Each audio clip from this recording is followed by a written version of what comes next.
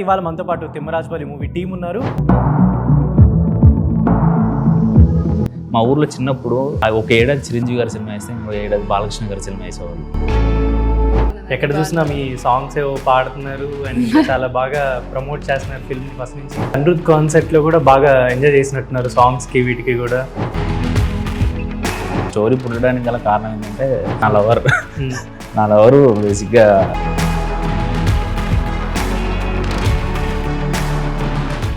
Hi hello welcome తెలియని నేను మీ anchor Sarath. ఇవాళ మనతో పాటు తిమ్మరాజుపల్లి మూవీ టీం ఉన్నారు.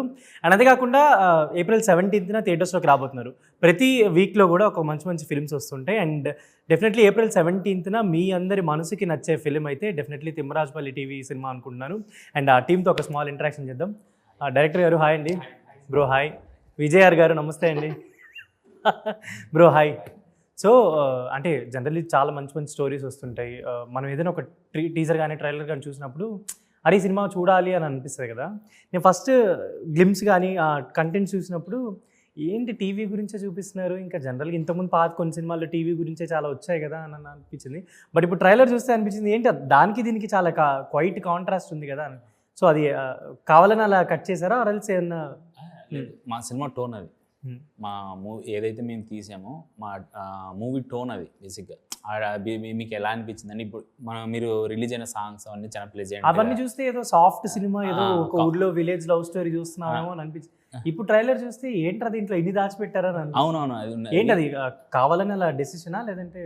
అవునండి, బేసిక్ ఏంటంటే ఫస్ట్ బేసిక్ ఎందుకంటే అందరు క్యారెక్టర్లు ఇప్పుడు ఏంటంటే ఒకే టీజర్ వల్ల క్యారెక్టర్లు అర్థం కావు. ఇప్పుడు మీరు సాంగ్స్ మేము వీడియోనే రిలీజ్ చేసాం. ఇప్పుడు దానివల్ల ఏంటంటే క్యారెక్టర్లు అర్థమవుతాయి. ఓకే ఊరు అనేది ఎస్టాబ్లిష్మెంట్ అవుతుంది, అన్ని క్యారెక్టర్లు ప్రాపర్గా రిజిస్ట్రేషన్ ఉంటుంది, రిజిస్టర్ అవుతారు అనే ఇంటెన్షన్లో ఓన్లీ వీడియో సాంగ్ రిలీజ్ చేసామన్నమాట. ఓన్లీ వరల్డ్ క్యారెక్టర్లు వాళ్ళ చూసే ఆడియన్స్ ఎవరైతే ఉంటారో వాళ్ళకి కనెక్టివిటీ ఉండడం కోసం, ఈ క్యారెక్టర్ వాళ్ళకు దగ్గర చేరడం కోసం మేము అలా ఫస్ట్ చేసాము. బట్ మీరు ట్రైలర్ అయితే చూసారో, మీకు ఏదైతే చూపించారో అది మాత్రమే సినిమా. సో మీరు అంటే ఇది నాకు తెలిసింది మీ ఫస్ట్ డెబ్యూ ఫిల్మ్ కదా. సో ఒక డెబ్యూ ఫిల్మ్ చేసేటప్పుడు అంటే యాక్టర్స్కి ఎంత ప్రెషర్ ఉంటుందో లేదు తెలియదు, కానీ డైరెక్టర్కి చాలా ప్రెషర్ ఉంటుంది. ఎలా తీస్తున్నాను నేను, కరెక్ట్గా వస్తుందా లేదా, ఫీడ్ అంతా చూసుకున్న తర్వాత ఎలా ఉంటుంది, ఏంటి ఎడిట్ తర్వాత ఎలా వచ్చింది, చాలా టెన్షన్స్ డైరెక్టర్కి ఎక్కువ ఉంటాయి. అందులో ప్రొడ్యూసర్కి మనం సినిమా ఒప్పించేటప్పుడు నేను ఇరగ తీస్తా, నీకు ఎందుకు అసలు నా చేతిలో డబ్బులు పెట్టండి అనే రేంజ్లో చెప్తాం. బట్ లాస్ట్కి వచ్చేసరికి కొంతమంది ఏంటంటే ఒక్కొక్కసారి కొంతమంది మిస్ హ్యాండిల్ అవ్వడము, లేదంటే కొంచెం డౌన్ అయిపోవడం వాళ్ళకున్న ఎక్స్పీరియన్స్ వల్ల. మీరు ఈ హోల్ ప్రాజెక్ట్ని అసలు ఎలా హ్యాండిల్ చేయగలిగారు? అంటే బేసిక్ ఏంటంటే నేను ఆన్లైన్ ఎడిటింగ్ చేసినప్పుడు number of movies on set ఉన్నాను అనమాట. ప్రాక్టికల్ ఎక్స్పీరియన్స్ ఎలా, నీకు టెక్నికల్ ఎక్స్పీరియన్స్ ఎంత ఇంపార్టెంట్, ప్రాక్టికల్ ఎక్స్పీరియన్స్ కూడా ఎంత ఇంపార్టెంట్. దానివల్ల నాకు ఏంటంటే ఓకే ఎలా డీల్ చేయాలి ఆర్టిస్టులను అనేది నేను ప్రతి షెట్లో నేను అబ్జర్వ్ చేసాను అనమాట. మరోవర్ దాని తర్వాత మేము ఎప్పుడైతే ప్రాజెక్ట్ ఓకే అయిందో మేము 4 months to 6 months, ఒక 6 months ఆ గ్యాప్లో రిహార్సల్ చేసాం. ఓకే, మన మూవీలో మీరు ఏ సీన్స్ అయితే చూస్తారో ఆ సీన్స్ అన్ని రిహార్సల్ చేసాం. రిహార్సల్ చేసి నేను ఎడిటర్ కాబట్టి ఆ రిహార్సల్ చేసిన సీన్ నేను ల్యాప్టాప్లో ఫోన్లో నుంచి ల్యాప్టాప్లో వేసుకొని అక్కడే ఎడిట్ చేసి దానికి రెఫరెన్స్ బీజిఎం ఒకటి వేసి నా సీన్ వర్కౌట్ అవుతుంది లేదనేసి నేను అక్కడే చూసుకున్నాను అనమాట. అది చూపించి కిరణ్ గారికి చూపించాను అనమాట. ఓకే డన్, నమ్మకం ఒకటి కుదిరింది. నాకు ఎప్పుడు ఆ టెన్షన్ లేదండి.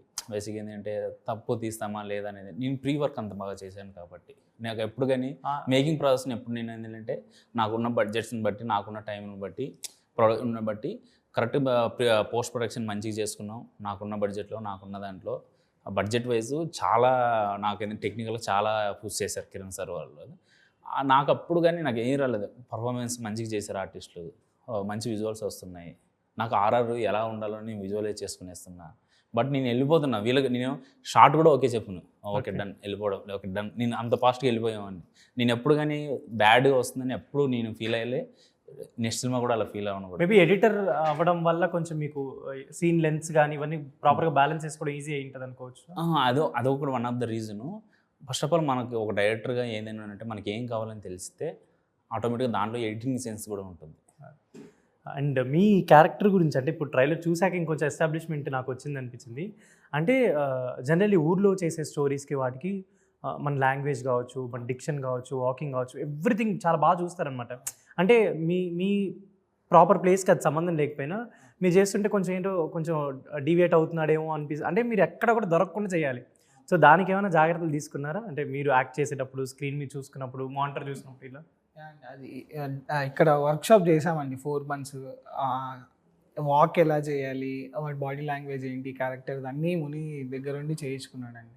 దాని తగ్గట్టు నేను ఊర్లలో చూస్తాం కదా, ఉంటారు కదా మనుషులు, సో వాళ్ళ బాడీ లాంగ్వేజ్ అవి మనకు కొన్ని వర్క్ ఉంటాయి కదా, అలా తీసుకొని నేను నా బాడీ లాంగ్వేజ్కి ఎలా ఏంటి.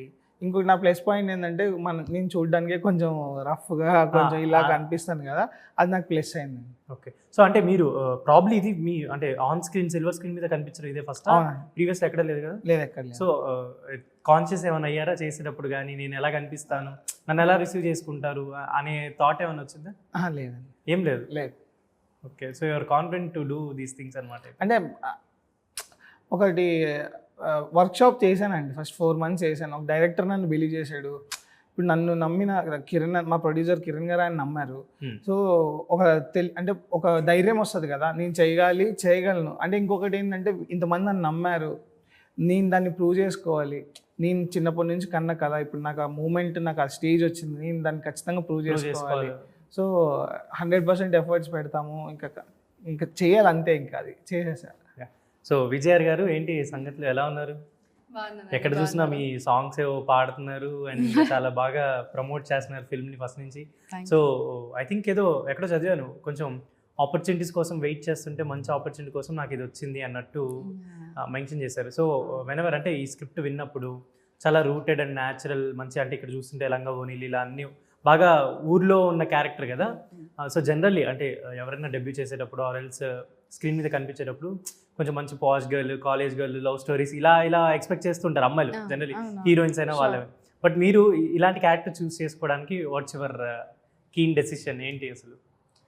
అంటే నాకు క్యారెక్టరైజేషన్ డైరెక్టర్ గారు ఫస్ట్ ఎక్స్ప్లెయిన్ చేసినప్పుడు నాకు ఇన్స్టెంట్గా నచ్చిందండి. ఎందుకంటే చాలా రిలేటబుల్గా ఉంది. అంటే మన girl next door scenes, characterisation, కొన్ని సందర్భాలు చెప్పినప్పుడు నేను రిలేట్ అయ్యాను పర్సనల్గా. జనాలకి నచ్చే ఛాన్సెస్ చాలా ఎక్కువ ఉంటాయి. అండ్ వాళ్ళకి నచ్చడమే కదండి అల్టిమేట్లీ ఆర్టిస్ట్ కావాల్సింది. వాళ్ళు రిసీవింగ్ ఎక్స్పెక్ట్ చేస్తారు కదా. సో చాలా ప్రాబబిలిటీ ఉంది యాక్సెప్ట్ చేయడానికి అని అనిపించింది. అండ్ ఆనెస్ట్లీ కే ప్రొడక్షన్స్ నుండి డెబ్యూ అవ్వడం will be the biggest debut నాకు అని అనిపించింది. కానీ అంటే మీరు జనరల్లీ బయట చూస్తే మంచి మ్యూజిక్ ఎంజాయ్ చేస్తుంటారు. I mean last time I think Anirudh కాన్సర్ట్లో కూడా బాగా ఎంజాయ్ చేసినట్టున్నారు సాంగ్స్కి వీటికి కూడా. అది ఆఫ్ స్క్రీన్లో ఏమో అలా ఉన్నారు, బట్ స్క్రీన్ మీద ఏమో ఇలా ఉన్నారు. ఇదేం బ్యాలెన్స్ ఎలా చేయగలిగారు? ఆ ఇది రాకుండా ఎలా జాగ్రత్తలు తీసుకున్నారు? అంటే మీరే కదా ఐ థింక్ కూలీ ఒక ఈవెంట్ ఏదో జరిగినప్పుడు అనిరుద్ కాన్సర్ట్కి వెళ్ళినట్టున్నారు కదా. సో మాది ఒక ఊరండి, జగిత్యాల డిస్ట్రిక్ట్ పక్కన ఒక చిన్న ఊరు. సో నాకు పెద్ద కష్టమేం అనిపించలేదు. That is me only. But slang గురించి ఎక్కడ ఏం ప్రాబ్లం రాలేదా? ఆ స్లాంగ్ ఒకటి I had to work on. అదొక్కటి ఛాలెంజ్. అండ్ అది డెఫినెట్లీ నాకు నేర్చుకుంటున్నా అన్న ఎంతోసియాజం ఎక్కువ ఉండే, ఎక్సైట్మెంట్ ఉండే. నా ఫస్ట్ ప్రాజెక్ట్ ఇది. అండ్ నేను తెలంగాణ, జగిత్యాల ప్రాపర్ కరీంనగర్ స్లాంగ్ వస్తుంది నాకు మామూలుగా మాట్లాడేటప్పుడు, జనరల్ వచ్చేస్తుంది. కానీ కంప్లీట్ 180 degrees ఆపోజిట్ ఉన్న స్లాంగ్ నేర్చుకోవడం is a task. That rooted Rayalaseema slang మాట్లాడాలంటే అవ్వదు అసలు. అక్కడ ఉన్న వాళ్ళు కూడా కొంతమందికి రాదు. ఇప్పుడు తేజాది అనంతపూర్, తను మాట్లాడేదానికి మా స్లాంగ్కి కూడా కొంచెం డిఫరెన్స్ ఉంటుంది, వెరీ ప్రామినెంట్ డిఫరెన్స్ ఉంది. అది నేర్చుకోవడము, అది first cinema, complete different regional feeling తెప్పియాలి అనేది ఒక టాస్కే కదా. సో ఆ ఛాలెంజ్ నాకు నచ్చింది. అండ్ రిలేటబుల్గా ఉంది, అన్నీ కుదిరాయి అలాగా. సో చాలా ఇష్టంగా ఎక్సైట్మెంట్ తోటి నేర్చుకున్నా. అండ్ ఇంకోటి ప్లస్ పాయింట్ ఏంటంటే మా డైరెక్టర్ గారు వెరీ వెరీ స్పెసిఫిక్గా ఎండింగ్స్, స్టార్టింగ్స్ ఎలా ఎత్తుకోవాలి, ఎలా దించాలి అని కూడా క్లియర్గా చెప్తారు. సో అంత బాగా నేర్పించేటప్పుడు నేర్చుకోవడానికి ఏంటండి. అయితే మీరు అంటే ఇది డెబ్యూ అంటే అంటున్నారు, కానీ ఇంతకుముందు రాఘవేంద్ర గారితో ఒక వర్క్ చేసినట్టున్నారు కదా ఆల్రెడీ మీరు? అవును, అది కథాసుధకి జస్ట్ అంటే ఒక చిన్న short film type. Okay, theatrical debut ఇది. అదేమైనా ఎక్స్పీరియన్స్ ఏమైనా యూజ్ అయింది అంటే రాఘవేంద్ర గారు లాంటి పర్సన్ డైరెక్ట్ చేస్తున్నప్పుడు మనకి ఏమైనా ఒక లెసన్స్ అనో అలా ఏమైనా? షూర్. అంటే సార్ ఆబ్వియస్లీ ఆయన గురించి తెలియని వాళ్ళు ఎవరు, ఈజ్ లెజెండరీ డైరెక్టర్. నాకు ఆపర్చునిటీ వచ్చినప్పుడు జస్ట్ ఆయనతో వర్కింగ్ ఎక్స్పీరియన్స్ చేయడానికి చేద్దాం అనుకున్నాను. And it was wonderful. అంటే ఊరికే ఏమైనా చెప్పారా యాక్ట్ చేసిన తర్వాత ఎలా చేశారు ఏంటని?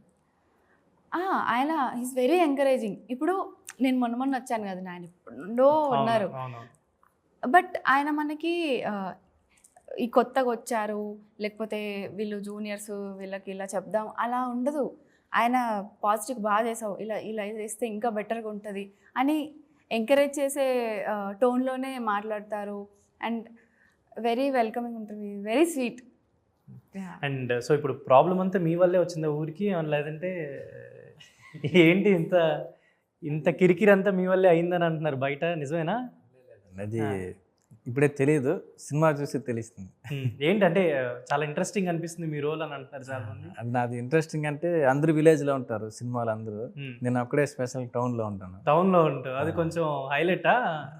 హైలైట్. నేను ఊర్లోకి టీవీలు క్యాసెట్లు సప్లై ఇస్తాను అనమాట. నా దగ్గరికి వస్తారు, ఏమన్నా క్యాసెట్లు కావాలన్నా టీవీలు కావాలన్నా నా దగ్గర. స్పెషల్ క్యాసెట్ గురించి కూడా ఒకటి అడిగారు కదా, తెలుసు ప్రతి ఊర్లో ఇలాంటి వాళ్ళు ఉంటారు అని చెప్పని.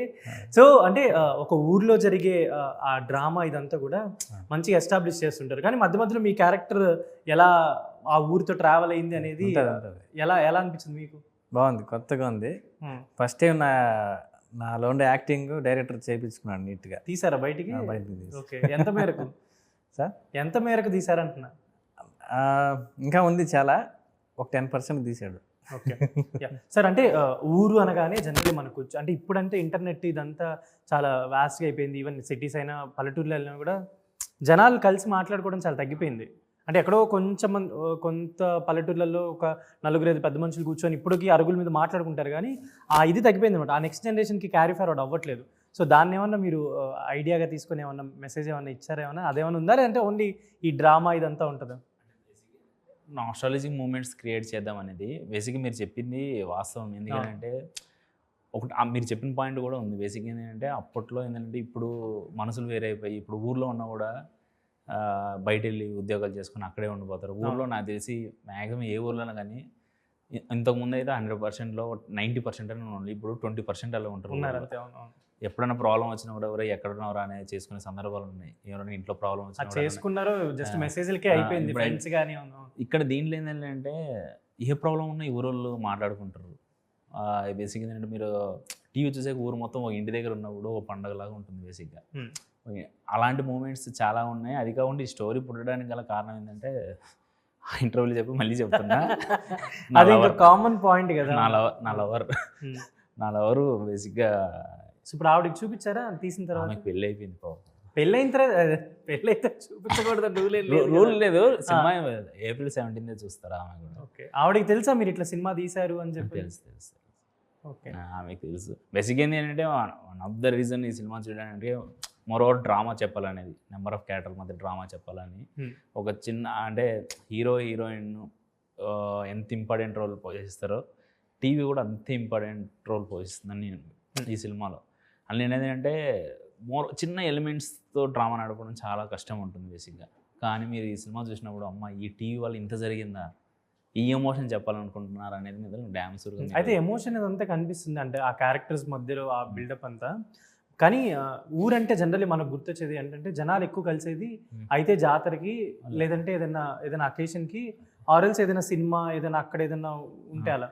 సో ఆ బ్యానర్ మీద మనకి ఆ దేవుడి ఫోటో ఒకటి కనిపిస్తుంది, జాతర ఒకటి కనిపిస్తుంది, ఒక పక్క బాలకృష్ణ గారిది కనిపిస్తుంది. ఇది కాన్స్టెంట్ మీ డెసిషన్ అయినా ఆర్ఎల్స్ ఒక బేసిక్ ఏంటంటే మా ఊర్లో కల్చర్ ఉంది బేసిక్గా. లిటరల్లీ ఇప్పుడు ఈ సినిమాలో పెట్టిన కల్చర్ ఒకటి ఉంది మీ ఊర్లో. అప్పుడు నేను చిన్నప్పుడు ఉన్నప్పుడు ఏంటంటే ప్రతి శివరాత్రికి మా ఊరోళ్ళు జాగారాలు చేసేవారు.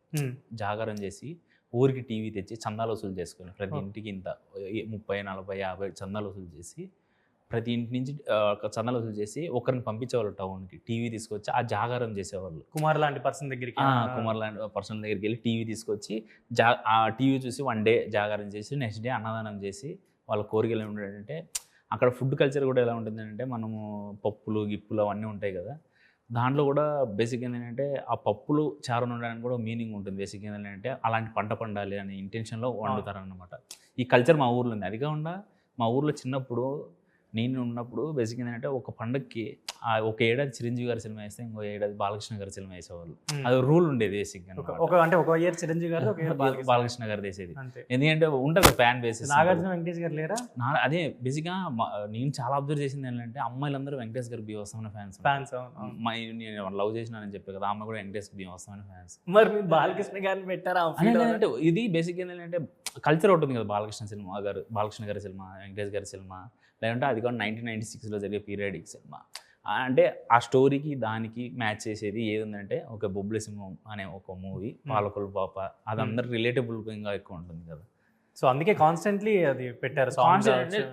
కాన్స్టెంట్లీ పక్కకు పెడితే నేను ఏంటంటే 1996లో వచ్చిన సినిమాల గురించి రీసెర్చ్ చేసుకొచ్చాను. ఇప్పుడు మనం ఒక పీరియడ్ ఒక 1996 అని ఒక ఎంచుకున్న బ్యాక్గ్రౌండ్ ఎంచుకున్నప్పుడు అప్పుడు ఏ సినిమాలు రిలీజ్ అయినాయి దాని గురించి మనకు తెలియదు. అప్పుడు ఈ సినిమా రిలీజ్ అయింది. దాని తర్వాత మన ఊర్లోకి బేసిక్ ఏంటంటే అప్పుడు సినిమాలు ఎలా రిలీజ్ అయ్యాయి అంటే, ఇక్కడ హైదరాబాద్లో రిలీజ్ అయిన కొన్ని 6 నెలల తర్వాత నెలల తర్వాత మన ఊర్లో రిలీజ్ అయ్యేది. ప్రింట్ తీసుకొచ్చి అక్కడ వేసేవాళ్ళం. అక్కడ వచ్చిన తర్వాత మళ్ళీ ఎప్పుడుకో VCRలో వచ్చేది. ఇప్పుడు అవన్నీ క్యాలిక్యులేషన్, ఇప్పుడు స్టోరీ పరంగా చూస్తే అప్పుడే వచ్చేసింది అనుకుంటారు. అవన్నీ క్యాలిక్యులేషన్ చేసి ఈ బొబ్బిలి సింహం సినిమా పెట్టారు. అండ్ తిమ్మరాజుపల్లి టీవీ అంటే ఇప్పుడు మీకు ఈ సినిమా హోల్ వర్కింగ్ ఎక్స్పీరియన్స్ అంతా కూడా అంటే నెక్స్ట్ సినిమాకి ఒక రిఫరెన్స్ లాగానో, లేదంటే మీరు ఎలా చేస్తున్నారని తెలుసుకోవడానికి ఒక హెల్ప్గా పనికొస్తుంది. సో ఓవరాల్ ఈ ఫిల్మ్కి వర్క్ చేయడం మీకు ఎక్స్పీరియన్స్ ఎలా అనిపించింది? అంటే ఈ బేసిక్గా నేను థియేటర్ కాదు, వీళ్ళందరూ థియేటర్ అనమాట. నాకు ఒక నేను థియేటర్ జాయిన్ అయితే బాగుండు, కొంచెం ఉంటుంది కదా, మనం ఏం చేయలేదు, బిహైండ్ ద కెమెరా డైరెక్ట్ వచ్చేసాం అనేది ఒక చిన్న ఎప్పుడన్నా చేయాలి అనే థాట్ ఉండే. నాకు ఈ ప్రాసెస్ అంతా అందరు చుట్టుపక్కల అందరూ థియేటర్ ఆర్టిస్టులు ముని 4 months వర్క్షాప్ చేయించాడు. నాకేంటంటే ఏంటి ఇన్పుట్స్ వీళ్ళు చెప్పే వాయిస్ ఎక్సర్సైజెస్ కావచ్చు, ఇది కావచ్చు, అన్నీ నేర్చేసుకున్నా. అంటే నేను ఏదైతే నేర్చుకోవాలనుకున్నానో నాకు అన్నీ హెల్ప్ అయ్యాయి. అండ్ ఈ ప్రాసెస్లో సింగిల్ టేక్, మా సినిమాలో మ్యాక్సిమం సింగిల్ టేక్లు ఉంటాయి అనమాట అన్నీ. సో అది చాలా హెల్ప్ అయింది.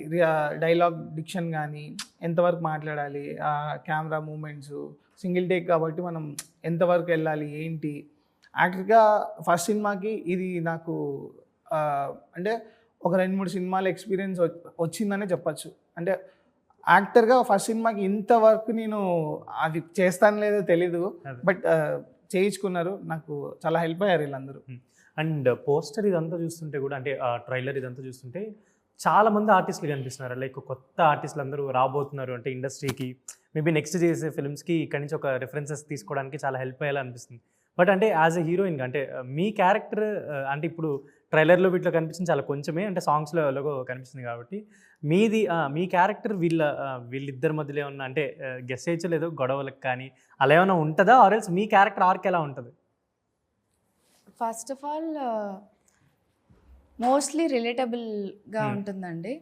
అండ్ మా ట్రాక్ కూడా చాలా మంది రిలేట్ అవుతారు, ఎందుకంటే ఆబ్వియస్లీ. సో ఈ రిలేటబుల్ ఫ్యాక్టర్ అనేది చాలా స్ట్రాంగ్గా ప్లే అవుతుంది. జనరల్లీ ఈ మధ్య వచ్చే సినిమాలు మ్యాక్సిమం రిలేటబుల్ క్యారెక్టర్స్ ఉన్నాయి, అలా రిలేటెడ్ చేసుకుంటున్నారు. కానీ మాది నాస్టాల్జియాతో పాటు హిట్ అవుతుంది. సో ఇంపాక్ట్ అనేది స్ట్రాంగ్గా ఉంటుంది. అండ్ మీకు కనిపించింది కొంచెమే,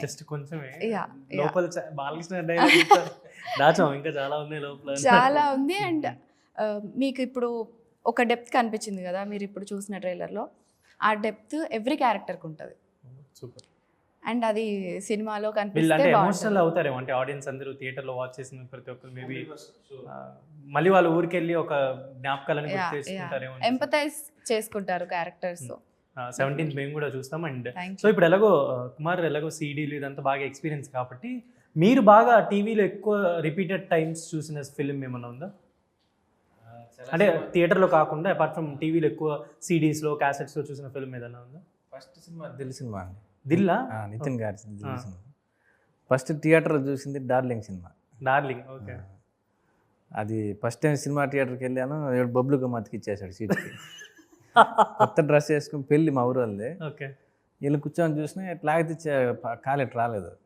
ఏంద్ర ఏం చూసి బబ్బుగం వాష్రూమ్లోకి వెళ్ళి అరగంట రుద్దా. ఆ వేళకి ఫస్ట్ హాఫ్ అయిపోయింది. ఓకే, నెక్స్ట్ ఫస్ట్ మళ్ళీ సెకండ్ హాఫ్ చూసా అప్పుడు కథ అర్థం కాల. ఏంద్ర ఏం జరుగుతుంది. ఇది దిల్ సినిమాకే డార్లింగ్ సినిమా? డార్లింగ్స్ డార్లింగ్ సినిమాకి. ఇదేందో ఈడెందుకు వస్తారు, వాళ్ళు ఎందుకు వస్తారు, అదేందుకు జరుగుతుంది, ఇదేం జరుగుతుంది అర్థం కాల. బబ్లు గమ్ చేసిన పని సినిమా చూడలేకపోయినా. తర్వాత చూసారా మొత్తం? మళ్ళీ టీవీలో చూసా చాలా. ఓకే, మీరు రిపీటెడ్గా వాచ్ చేసిన ఫిల్మ్ ఏమైనా ఉందా? అంటే టీవీలో ఎక్కువ, అంటే థియేటర్స్లో చాలా మంది చూస్తుంటాం, మనకు అంత ఆప్షన్ ఉండేది కదా అప్పట్లో, ఒకసారి చూసి బయటకు వచ్చాలం కదా, అలా రిపీటెడ్గా టీవీలో చూసిన ఫిల్మ్ ఏదైనా ఉందా? వెంకటేష్ బాబు నువ్వు నాకు నచ్చావు. అవునా? ఓకే. నువ్వు నాకు నచ్చావు, మనసంతా నువ్వే, నువ్వే నువ్వే, అతడు, ఠాగూర్, జగదగవీడు అతలోక సుందరి, ఇంకా చాలా ఉన్నాయండి. చాలా అంటే బాగా ఫిల్మ్స్, తెలుగు ఫిల్మ్స్ అన్ని బాగా వాచ్ చేసి ఉన్నారు అయితే చిన్నప్పటి నుంచి. చాలా. సో మీకు ఒక డ్రీమ్ రోల్ అలా ఏమైనా పెట్టుకున్నారా అంటే ఫర్దర్గా? లేదండి, అట్లా ఏం లేదు. ఏం లేదు. వర్సటైల్గా చేయగలగాలి, నేర్చుకోవాలి డే బై డే అన్నదే నా ఇంటెన్షన్. సో మీరు ఏమన్నా అలాంటి సినిమాలు ఏమైనా ఉన్నాయి మీకు కూడా ఎక్కువ రిపీటెడ్గా? నేనైతే చిన్నప్పుడు నాకు గుర్తు బాగా మమ్మీ రిటర్న్స్ అనే సినిమా ఎక్కువ చూసామండి. అంటే ఎందుకో చెప్పనా, కాదు క్యాసెట్టే, ఎందుకంటే మా పక్కింటి అన్న నాకు అదొకటే ఇచ్చాడు, ఇంక వేరేది ఇమ్మంటే ఇవ్వాల, కాబట్టి అదే చూడాల్సి వచ్చింది. అదే మీరు ఓన్లీ పర్లే టీవీలో ఎక్కువ రిపీటెడ్గా చూసాను. రిపీటెడ్ ఎక్కువ చూసిందంటే జానీ చూసాను, బాగా గుర్తు. అసలు రిపీటెడ్ నాకు బాగా గుర్తు జానీ. సినిమా చూసి మా పిన్నితో అది ఇలా స్టిచ్ చేయించుకొని జానీ అని కట్టుకున్నాను. ఓకే, కాల్కి అండ్ పైన ఒకటే, ఇక్కడికి వచ్చి ఇలా ఇలా కట్టుకొని తిరిగేవాడిని. అలా బిహేవ్ చేయడం ఏమన్నా ఉందా? అంటే ఫైట్స్ అవన్నీ ఏమన్నా ప్రాక్టీస్ చేసి ఓకే అలా చేసా సినిమా చూసి. ఇంపాక్ట్ ఉంది పవన్ కళ్యాణ్ గారిది. మీకు ఏమైనా ఉన్నాయండి అలాంటివి? మీకు చాలా ఉండే ఉంటాయి. అంటే అప్పట్లో అయితే, చిన్నప్పుడు అయితే ఈటీవీలో భరతసింహారెడ్డి అనే సినిమా వచ్చేది. అవును అవును. అది రిపీటెడ్గా వేసేవాళ్ళు. ఆ సినిమా చాలాసార్లు చూసా ఆ సినిమాని. బాలబాబు గారు ఏమన్నా అంటే ఫిలిమ్స్ ఏమన్నా? బాలబాబు గారిది అట్లీస్ట్ నాకు అంటే బొబ్లీ సింహం సినిమా చాలాసార్లు చూసా. లెజెండ్ చాలాసార్లు రిపీటెడ్గా లెజెండ్ లాంటి సినిమాలు. నాకు మంగమ్మ గారు మనోడు చాలా ఇష్టం సినిమా. అండ్ టీవీలో మనం జనరల్లీ అంటే ఎప్పుడైనా అంటే జనరల్ స్కూల్కి వెళ్ళేటప్పుడు చాలామంది మార్నింగ్ టీవీ చూడడం అలవాటు, తినేటప్పుడు టీవీ చూడడం అలవాటు, మార్నింగ్ లేవగానే కొంతమందికి టీవీ చూడడం అలవాటు. సో అలా మీకేమైనా టీవీతో ఒక కనెక్షన్ ఏమన్నా ఉందా? అంటే టీవీతో కాదు, నేను ఎప్పుడైతే ల్యాప్టాప్ కొన్నానో, ఆ ల్యాప్టాప్ కొన్నప్పుడు మీరేమో టీవీ ల్యాప్టాప్ గురించి అంటే నేను రిపీటెడ్గా చూసిన ల్యాప్టాప్ ఎప్పుడైతే కొన్నానో, నాకు ఇష్టమైన సినిమా సత్య అనే సినిమా ఒకటి ఉంది. నేను సత్య ఓకే. నేను తిన్నప్పుడు అదే సినిమా, ఎక్కడికి వెళ్ళినా నేను 10 నిమిషాలు ఉన్నా కూడా సత్య సినిమా ఒక 5 నిమిషాలు చేసి ఎక్కడైనా వర్క్కి వెళ్తా. అలా నేను సత్య సినిమా చాలా ఎక్కువ. అండ్ చాలా మందికి అంటే సినిమాల గురించి మనం మాట్లాడుకుంటాం, టీవీలో కొన్ని షోస్ కానీ ఏదైనా సీరియల్స్ కానీ అలాంటివి వస్తాయి. లైక్ నాకు అమృతం సీరియల్ వస్తుంటే వాంటెడ్లు చూసామండి, లైక్ డబ్ల్యూడబ్ల్యూ వస్తుందంటే మార్నింగ్ అది పెట్టుకుని. అలా మీరు సినిమాలు కాకుండా చూసిన ఎపిసోడ్స్ ఏమైనా ఉన్నాయి? నాకు జబర్దస్త్ అండ్ జబర్దస్త్. మీకు? పొద్దున్న స్కూల్కి వెళ్ళే ముందు పాలు పార్లేజీ బిస్కెట్ ప్యాకెట్ పెట్టుకొని లోకల్ సిటీ కేబుల్ ఛానల్స్ వస్తాయి కదా, శేఖర్ కమ్యూనికేషన్ అని మా ఊర్లో వచ్చేదన్నమాట. దాంట్లో ఏంటంటే మల్లేశ్వరి, నువ్వు నాకు నచ్చావు, ఈ అన్ని కామెడీ ఎపిసోడ్లు అన్నీ వేసేవాళ్ళు అనమాట. ఆ పాలు బిస్కెట్ అద్దుకుంటూ అవి తిని అవి చూసి అది కంప్లీట్ అయిన తర్వాత సాంగ్స్ ప్లే అయితే అప్పుడు స్కూల్కి వెళ్ళిపోయేవాడిని. సో వేరే సీరియల్స్ ఎపిసోడ్స్ అలాంటివి? సీరియల్స్ అంటే మా ఇంట్లో మా తాత బాగా సీరియల్ చూసేవాడండి. ఆయన ఏంటంటే నాగమ్మ సీరియల్ వచ్చేది, నాగమ్మ. ఇంకా నేను ఇష్టంగా చూసిందంటే పంచతంత్రం, అమృతంకి వెయిట్ చేసాను బాగా. నెక్స్ట్ ఎపిసోడ్ ఎప్పుడు కూడా బాగుండేది. మీకేమైనా ఉన్నాయండి విజయర్ గారు? నాకు వీక్ డేస్లో చూడనిచ్చేవాళ్ళు కాదు, వీకెండ్ సండే రోజు అయితే మంచిగా ఫస్ట్ భాగవతం, తర్వాత next Panchatantra, followed by Panchatantra. ఇవైతే తప్పకుండా నాకు టీవీతో స్ట్రాంగెస్ట్ మెమరీ అంటే ఇవి 2 షోస్. బాగా డివోషనల్ మీరేమన్నా అంటే పంచతంత్రం, భాగవతం? అయ్యా, మీకు ఏమైనా ఉన్నాయా టీవీలో బాగా? చిన్నప్పుడు బాగా గుర్తున్నాయి, రామాయణం మాలకు చూస్తూ ఉంటాం. నాగాస్త్రం ఒకటి సీరియల్ ఉంది, అది నైట్ 8కి ఎప్పుడు వస్తుంది. భలే టెన్షన్. మిస్టర్ ఎక్స్ అని ఒక క్యారెక్టర్ ఉంటుంది, అతను భలే చేస్తాడు. ఆ క్యారెక్టర్ ఎప్పుడు వస్తుంది వెయిట్ చేస్తూ ఉంటాం. ఆయన వచ్చినప్పుడు ఏడ పాములు వచ్చేస్తాను చూస్తూ ఉంటాం. అంత టెన్షన్గా, అంత క్యూరియాసిటీగా ఉండేది క్యారెక్టర్ అది. అండ్ అంటే ఇంత మాట్లాడుకున్నాం మనం యాక్చువల్లీ కిరణ్ గారి గురించి అండ్ రహస్య గారి గురించి ఒక ఫ్యూ వర్డ్స్ ఏదైనా చెప్పగలరా? అంటే మనం వీడియోస్లో, మేకింగ్ వీడియోస్లో చూసాము, అంటే మిమ్మల్ని ఇంత నమ్మి ఒక ప్రొడక్షన్ ప్లస్ ఇవిడ కూడా ఎక్కడో చెప్పినట్టున్నారు, అంటే క్యారవాన్స్ అవన్నీ లేవు, డ్రెస్సింగ్కి చాలా అంత ఉన్నా కూడా మీరు ఒక మంచి ఫిల్మ్ చేసుకొని బయటకు వచ్చారు. కాబట్టి రహస్య గారి గురించి అండ్ కిరణ్ గారి గురించి ఏమైనా చెప్పగలరా మీరు? రహస్య గారు మేడం గురించి చెప్పాలంటే బెస్ట్ ఫ్యూ అంటే ఆమెను ఆమె స్మైల్ చూడగానే మనకు ఒక పాజిటివ్ వైబ్ వచ్చేస్తుంది. నేను ఏంటంటే ఎప్పుడైనా నేను ఆఫీస్కి వెళ్తున్నాను కదా, మేడం వచ్చి హాయ్ మోని అనిందంటే చాలా బాగుంటుంది. ఆ రోజు చాలా ప్రశాంతంగా ఉంటుందని నేను ఉంటాను. చాలా పాజిటివ్. నాకేంటంటే ఈ మూవీ జరగడానికి నేను స్టేజ్ పైన మొన్న కూడా చెప్పా, only 3 persons, madam, Kiran sir, Rithikesh sir, వీళ్ళు ముగ్గురు లేకుండా అట్లా ఇక్కడ మీ దగ్గర కూర్చొని ఒక ఇంటర్వ్యూ ఇచ్చేవాను కాదు. April 17th ఒక డైరెక్టర్గా నేను ఎస్టాబ్లిష్ కాదు. కిరణ్ గారు చెప్పాలంటే నేను అంటే కొద్దిగా అంటే ఆ పేరు చెప్పాను కొద్దిగా ఎమోషనల్ అవుతుంది, తెలియకుండా అవుతుంది. ఎందుకంటే మనం డ్రీమ్ని ఫీల్ చేసే వాళ్ళు ఎవరెవరు ఉంటారంటే, ఒకటి మన లైఫ్లో ఒక తండ్రి ఒక తల్లి ఉంటారు. ఆ తర్వాత ఒక ప్రొడ్యూసర్గా నేను ఏంటంటే ప్రొడ్యూసర్గా అయినా కూడా మనకి ఏమైనా చిన్న ప్రాబ్లం వచ్చినా వెనకాల నుండి మాట్లాడేవాడు, ఇది చేయి ఇలా చేయి. మన లైఫ్ గురించి ఎక్కువ ఎవరు థింక్ చేస్తారు అంటే మనకు నచ్చిన వాళ్ళు, మన బావగోగులు చూసుకునే వాళ్ళు ఉంటారు కదా. జస్ట్ ఆయన ఫాదర్ ప్లేస్లో పెడితే నాకు సరిపోతుంది అనిపిస్తుంది నాకు. జస్ట్ సూపర్ అండి. మీకేమన్నా షేర్ చేసుకోవాలనుకుంటున్నారా మీ ముగ్గురులో? ఇప్పుడు చాలాసార్లు చెప్పేశారా? ఓకే. అంటే నా ఇంటర్వ్యూలో మేబీ నేను మిస్ అయ్యి ఉండొచ్చు కానీ బట్ అంటే ఇప్పుడు కష్టం విలువ తెలిసినోడే ఇంకొకరికి ఆపర్చునిటీ ఇస్తారండి. అంటే ఆయన కష్టపడి ఆయన ఇంత దూరం వచ్చి ఇంతమందిని ఒక్కసారిగా అందరిని ఇంట్రడ్యూస్ చేయడం అనేది చిన్న విషయం కాదు.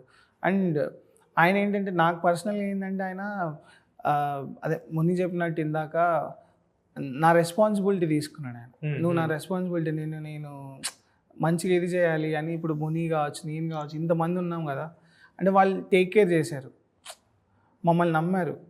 సో అది వాళ్ళు ఏంటంటే అది వాళ్ళు నా లైఫ్లో ఒక ఎమోషన్ అయ్యారనమాట.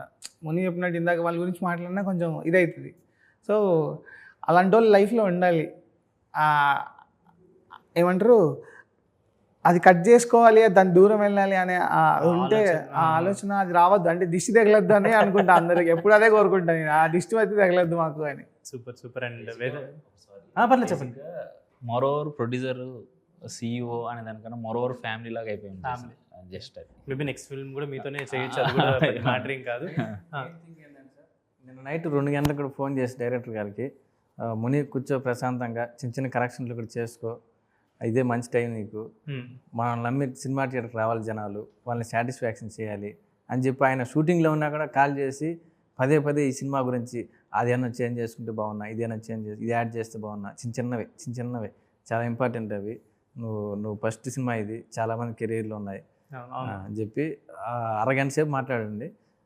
ఇంత ఆలోచిస్తున్నాడు షూటింగ్ ఉండి కూడా అని ఆయన. ఐ థింక్ నాకు తెలిసి ఈ సినిమా తర్వాత, అంటే ఈ సినిమా నుంచి అరౌండ్ 30-40 మంది ఆర్టిస్టులు తెలుగు తెరకు వస్తారన్నట్టు అనిపిస్తుంది అనమాట మినిమం. అంటే నేను అనుకుంది, మరి ఎంతమంది ఉన్నారో లేదో తెలియదు, but music, songs and everything చాలా బాగున్నాయి. అండ్ మీరు ఆ ఎమోషన్, ఆ డ్రామా కూడా చాలా బాగా బిల్డ్ చేశారు. అండ్ April 17th మీరు డెఫినెట్లీ థియేటర్స్లో మిస్ అవ్వకుండా చూడాల్సిన film Thimmarajupalli TV. And this is Sarath signing off from Telugu.